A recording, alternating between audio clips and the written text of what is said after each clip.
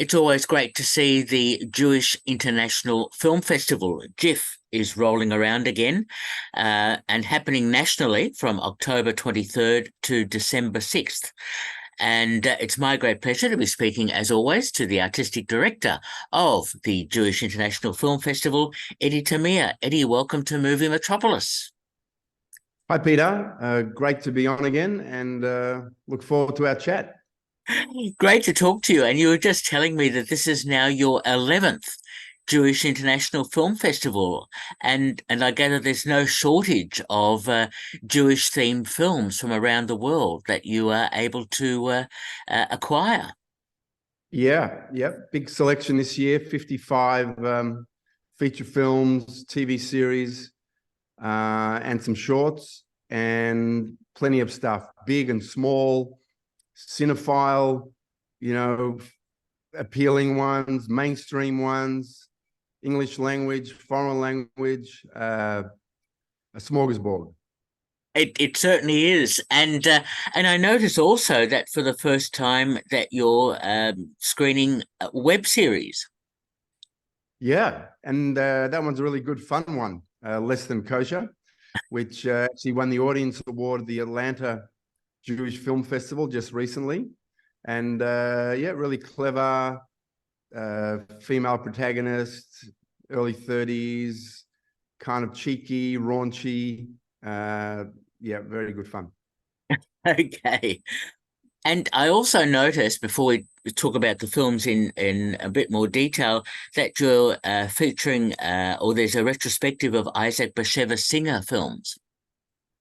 Yeah, so 120th anniversary of Isaac Bashevis Singer's life. And we're doing a retrospective of films based on his short stories and novels. And yeah, it's probably never been done before, but it's a very interesting little niche. Yeah. Okay. And that's all in the keeping of I guess the Yiddish language theme, or is one of the streams that's running in this year's JIFF. Isaac Bashevis Singer obviously wrote in Yiddish, won the Nobel Prize for Literature, and we've got a great feature film, Yiddish language, 100% Yiddish language, black and white film called Shtetl. And it's one of our really exciting films. So we have a nice Yiddish tone to the festival. Well, that's terrific to see. I was going to ask you about Shtetl because it looks like a really interesting story, and to have it filmed completely in Yiddish, because I know in the past you've had some retrospective films of films made in the US, in particular in the 30s, in Yiddish. It's great to see that. So yeah, it's unusual. There's really, Menashe, if you remember Menashe, which we opened with a few years ago, that was a Yiddish language American film. Yep. Very few. You're talking about one a decade kind of thing, if you're lucky. And it's a particularly well done film, and also really compelling from the point of view of being in black and white, and it's in one shot. The whole feature film is one shot. So I sort of got that as, a very interesting quirk, and it really works. And it's actually, a shtetl was built, a model shtetl in what is now Soviet-occupied Ukraine, and they built a East European village pre-war called the shtetl as the whole set for the film. So quite a amazing, a lot of resonance to the film and the making of the film, and it's really celebrating pre-war Jewish life in these shtetls, these villages, showing all the nuances of all the subgroups and all the tribes within the shtetl. So the communist Jews, the ultra-Orthodox Jews, the universal humanist Jews, the across the board, the atheists, and it gives you a really great sense of all the different currents running through a shtetl, and then leads into the Nazi invasion. So very special. Oh, sounds terrific. Looking forward to it. And I notice also that you've expanded the festival nationally to more cities, more cinemas. Yep, we've had some requests, and the State Theatre in Tasmania is a really interesting one. Hasn't got a very big Jewish community in Tasmania, but the State Theatre approached us because they felt that we're bringing so many Australian premiere films that really are compelling to a general cinephile audience, which is their audience. So they felt that that was a really positive thing for them. So we're excited to be presenting there. Oh, excellent stuff. And of course in Melbourne, 23rd of October till 29th of November at the classic Lido and Cameo cinemas. Okay, now let's talk about the opening night film. And that sounds like a really interesting one from Israel, matchmaking. Yep. So matchmaking, as you've been, following us for many years, we've had all different types of films on our opening night, going from the ultra serious, heavy drama, which could not be truer than for a film like Son of Saul. And this year we've chosen to go a lighter route for opening night. Matchmaking was the biggest Israeli box office film last year. It actually has got mainstream appeal, and it's about matchmaking in the Orthodox Jewish community in Israel. And it's light and it's fun, but it also has quite a strong thematic, serious tone to it.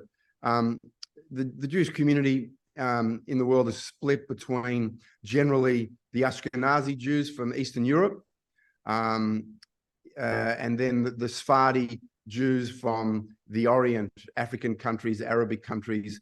And there's always been a tension and even a racism between those two Jewish communities. And this is a bit of a Romeo and Juliet in the Orthodox Jewish community between a Sephardi family and an Ashkenazi family. So it has got some serious tone to it, but it's also got a very kind of fun rom-com element to it. Okay, sounds like a very enjoyable film. And I notice you're closing this film, and you've got a few Australian films in the festival with the Jewish Nazi, which sounds like an incredible story. Yeah. So just to flesh out a bit this Australian strand running through JIFF this year, we're very excited, and we feel that it's a really we're chuffed that filmmakers are choosing to do their, in fact, world premieres of films at JIFF. Australian filmmakers. We have two world premiere feature films in Revenge, My Dad the Nazi Killer in brackets, and the Jewish Nazi question mark. We also have 4 Australian shorts that are also world premieres. So that's, I guess, a testament to our audience, to our publicity and marketing, to our programming, to our operations, for filmmakers to want to, to trust us that we will look after their films, and it would be a great springboard for their film into the rest of the world. So that's very exciting for us. And this year is a bit of a convergence, of that, because there's not that many Australian-made films with Jewish theme. So, yeah, so to our closing night film, the Jewish Nazi question mark. So there is a best-selling book called Mascot, and Mascot tells the story of a 6-year-old Jewish boy in Lithuania during the Holocaust, and his family is murdered by the Nazis, and he hides in the forest. He's then adopted by a Latvian Nazi battalion as a 6-year-old boy, and there's photos of him in Nazi uniform, holding machine guns, and he is basically with them as their mascot for some time. And so the book, The Mascot, explores that. The film goes way beyond the mascot and actually follows this young boy's journey through life as he tries to deal with the past. He's adopted by a Latvian family. Who then come to Australia, into Sydney. He then eventually ends up living his life in Altona North. And that's where he spends the rest of his life, amazingly. And he's also he doesn't know who his family is because he doesn't know his surname even. And most of his immediate family were murdered. So the film follows his journey to try to find his own identity and his own family, with lots of twists and turns and red herrings and mistakes. And so the film explores all those elements. And it's made by a Sydney filmmaker and journalist called Dan Goldberg. Okay. A very, very good story. Wow. Fascinating. And let's talk about the other one as well that you mentioned, Revenge, Our Dad, the Nazi Killer. Yep. So this is made by, directed by a really prolific and great Melbourne filmmaker called Danny Ben Moshe, who's done many documentaries dealing with Jewish themes, stories in Lithuania, Shalom Bollywood. He did the Indian, story of the Jewish roots of Bollywood. So yeah, he's a very interesting filmmaker. So this story is another one of, you can't believe it's true stories. In the late 40s, many Holocaust survivors came to Australia by ship. Simultaneous and with that, and on those same ships, there were hundreds of ex-Nazis and Nazi collaborators that also came on those ships. Many of them were known to ASIO with their full crimes against humanity folios. ASIO and Australia at the time were very into the anti-communist approach to life. And, ex-Nazis, they felt were a really good potential assistance to deal with the communist threat, in inverted commas. So that was the landscape, very interesting landscape in the late 40s and early 50s. As it happens, about 20 of these ex-Nazis and Nazi collaborators died in mysterious circumstances in Australia. The film explores that in general and specifically tracks one family, 3 brothers today, who look back and pick up the strands of story and rumor about their father and their uncle, who were Holocaust survivors, partisans during the Holocaust and the Second World War, and tracks their potential involvement in these extrajudicial killings. What an incredible story. I had really very little idea about that. So that's it's so interesting how there are still so many untold stories that filmmakers can plumb in terms of revealing things to the audiences. Yep, it is amazing, and I think, as we've spoken about before, it's very sad and very unfortunate that there is such a film genre called Holocaust genre, that there is a actual category in the genres of film libraries, but that's the reality.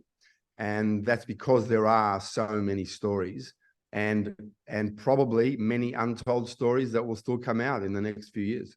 Yes, absolutely. And I'm so glad that you're screening those stories. That's all part of JIFF. Now, speaking of documentaries, I was drawn to the documentary about Munich 72, of course, the dreadful massacre of athletes in Munich in 1972. Sounds like a really interesting doco. Yeah, so this has been covered, this territory, by a couple of feature films, Steven Spielberg's Munich and a couple of other documentaries. Yep. This is very fresh from the point of view that it's actually using a lot of just recently declassified West German and Israeli government files on on Munich and the aftermath of the murdering of the Israeli athletes in Munich, 72. And it really paints a complicated picture. Israel is really, in 1972, really a baby of a country starting in 1948. You're talking about, how many years is that? 24. Yeah. Yep. So a baby country with lots of challenges, existential challenges, and reaching out to as many people, as many governments that can support them. One of the governments at the time was the West German government. So for Israeli athletes to be massacred in West Germany, you can imagine it set up such a complicated situation between governments.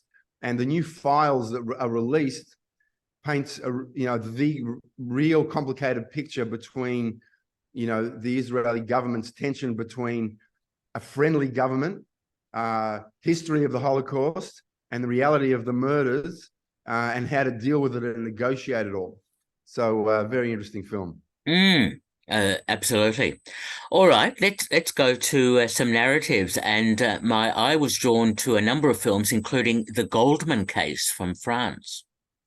Yep, this is one of our big films. So we do have what I would call a kind of a cinephile art house, high quality strand running through JIFF, as well as the mainstream audience of wide appeal stuff. Goldman's Case is clearly a headliner in that category. I don't know if you're a fan, or if 100% Rotten Tomatoes matters to you or your audience, but Goldman's Case is one of those.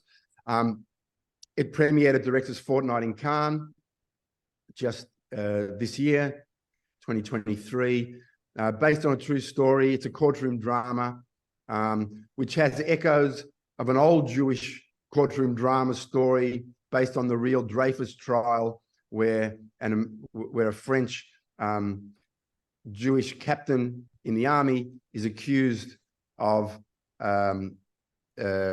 treachery against the government, and he's basically jailed, and it was seen to be an anti-Semitic judiciary that created that story. And that is a very European story and a very French story. And the Goldman's Case follows a similar line, even though Goldman is not, his father was a Holocaust survivor, the real life person. Goldman himself is a communist. We have a lot of communism running through JIFF this year in terms of thematics. He was a communist. He was a bit of a rabble rouser, a provocateur, did some petty crime. He's accused of murder. And this court case in the 70s, the real life court case, follows this trial of Goldman, and he insists he's innocent, and it brings up the general racism, anti-Black, anti-Semitic racism of the French judiciary in the late 70s, and the police force. And it brings out all these elements in an incredibly powerful, well-acted film directed by Cedric Kahn. Cedric Kahn, yes. Oh, excellent stuff. All right. Now, my eye is also drawn to some German films, and one that struck me, Martha Lieberman. Yep. Again, based on a true story. The Liebermans, her husband was one of the great artists of Europe, did many portraits of many famous people in Germany and beyond. And she basically was his muse and his manager. He dies pre-war.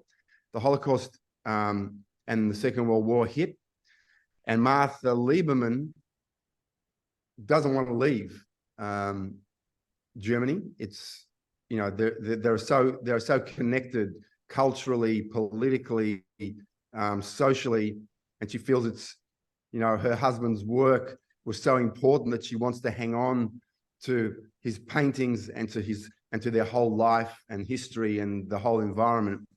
And it explores her challenges and her ultimate need to make a decision to take a potential route to be smuggled out of Germany, as well as how to deal with all these incredibly important, expensive paintings of her husband. Hmm. Okay, great story. Okay, sounds good. And another one that I was drawn to, Stella, A Life. Yeah. So one of our big films, again, Holocaust genre, based on a true story, and based on a best-selling book called Stella, telling the story of Stella Goldschlager. The setup is Berlin, pre-war and through the war and the Holocaust. Stella is a jazz singer. She's got dreams about going to Manhattan and doing the jazz thing. And she's part of the whole literati, artistic scene of Berlin at the time, which was very buoyant and very rich. And she and her family don't leave. They stay in Germany. Her and her family are, under arrest and put under, massive pressure. She makes a decision to survive by being what's called a catcher, in inverted commas, which is a Jewish person who dobs in Jews in Berlin to the Nazis so they can be picked up and be deported. So very complex, very dark setup. And the question of what would you do in such circumstances obviously arises. Very controversial figure, very well-made film. It's actually going to be released in Germany in January. So we have it. It's a very, very new film, and that's why you probably won't see many reviews. So I guess we are, in effect, the world premiere of the film, which is very interesting. And stars Paula Beer with an amazing performance, and tracks that story into the aftermath of the war, where Stella actually faces trial by the Allies for collaboration with the Nazis. So big, historic, true, emotional journey. What a story again. Fascinating stuff. And as a contrast, it's so interesting to see you've got a musical in there called Victory. Yep. So I know, people often ask, what's your favorite film, or what's your top 5 or your top 10? I generally don't respond to that very well, because it's also about who's asking, who's asking, what do they really like? What is their taste? Yeah. And I'll try to be a bit more nuanced and tailor-made than just giving general statements. But Victory is one of my favorite films. So it is very fresh. It is actually premiering, has not been seen yet in the world, premiering at the Haifa International Film Festival in October. So we have basically, the international premiere of the film. And it's so well done, and it's so fresh, and it's a full-blown musical. So it's set in 1967, after the Six-Day War. And the Six-Day War in Israel and the Arabic countries is legendary. Israel was surrounded and attacked by various countries, various Arab armies, and it was seriously under threat of survival. And in 6 days, the Israeli army won the war. This led to a kind of certain euphoria and arguably a bit of hubris, from the Jewish world and Israel in particular. And the film actually explores this euphoria through a musical. So a lot of patriotic songs of the time were written, and this young woman becomes the singer-dancer lead in one of these musicals that explores the euphoria of victory. At the same time, her husband, as we know, war is not that simple.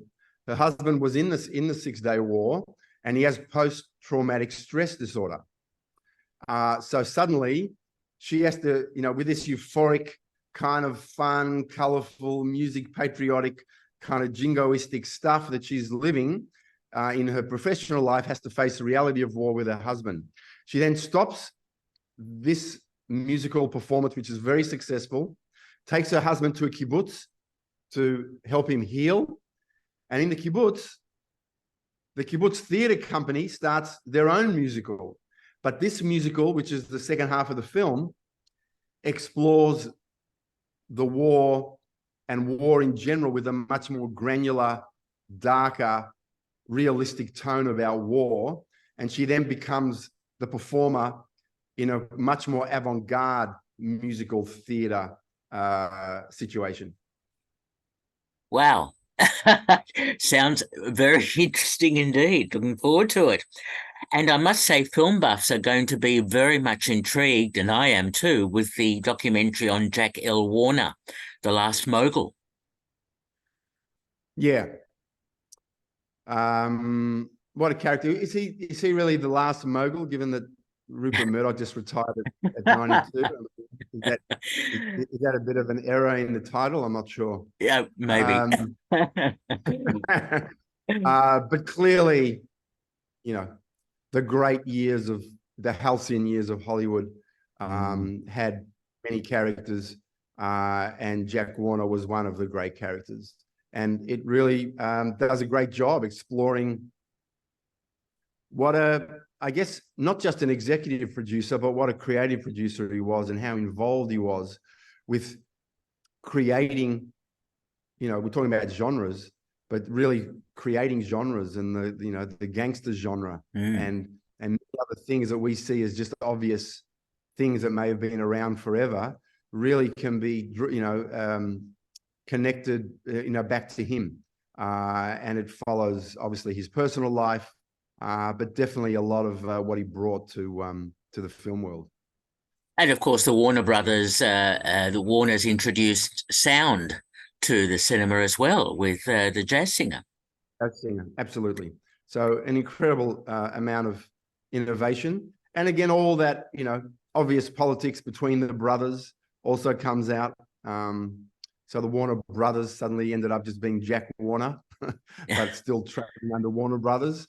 And amazing that Warner Brothers still exists today. It's not the case for many of those early successful studios. Exactly right. A terrific selection of films. I can go on talking about all of them, but of course we don't have time to do that. But Eddie, I will ask you, have you got a couple of other films that stood out for you? You've mentioned some already, that are real highlights for you in the festival. Sure. So I'll mention two. One is a documentary called Compassionate Spy. And this is by the great American documentary maker Steve James, who directed Hoop Dreams, amongst other films.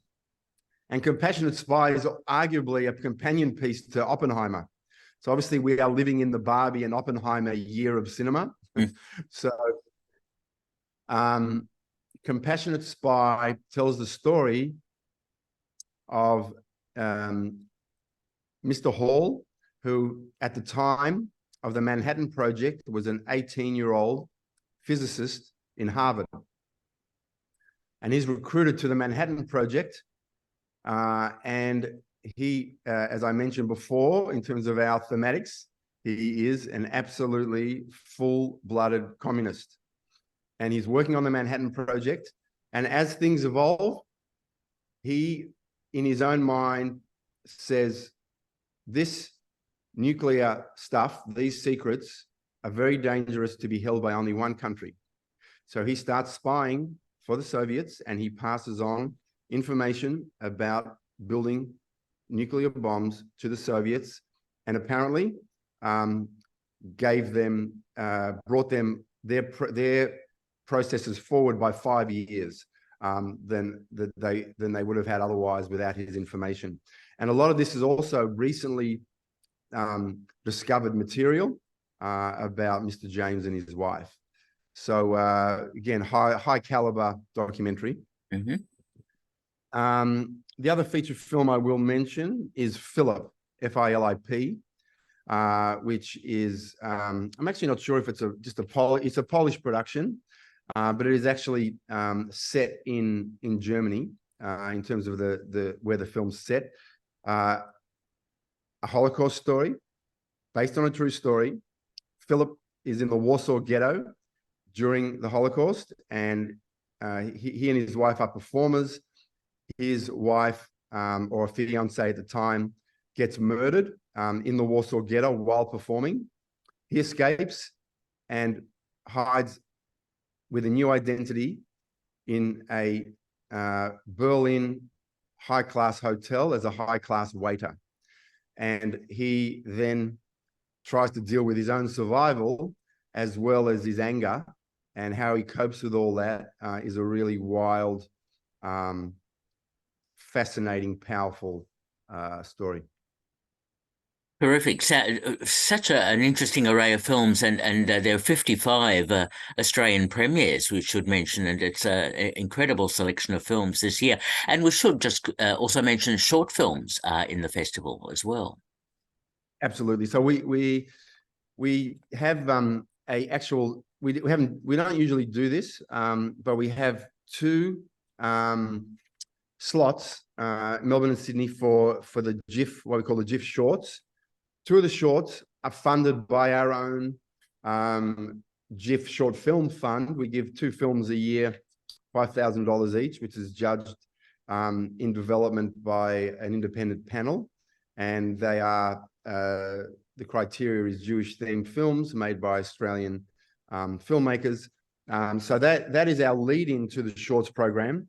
And then there's 2 other shorts that came to us also as world premieres that we're including in the program. So we have 4 shorts that are world premieres in our shorts program, and they're fantastic and definitely worth seeing, and obviously introduced by the filmmakers. Excellent stuff. It's another great festival. And I suppose if people want more details, they just go to jiff.com.au to book tickets and to get more information. That's right. Absolutely.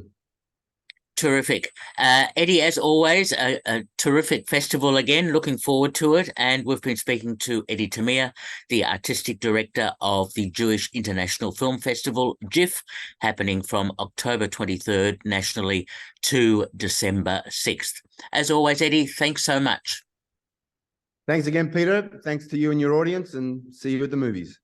Absolutely. All the best. Bye-bye.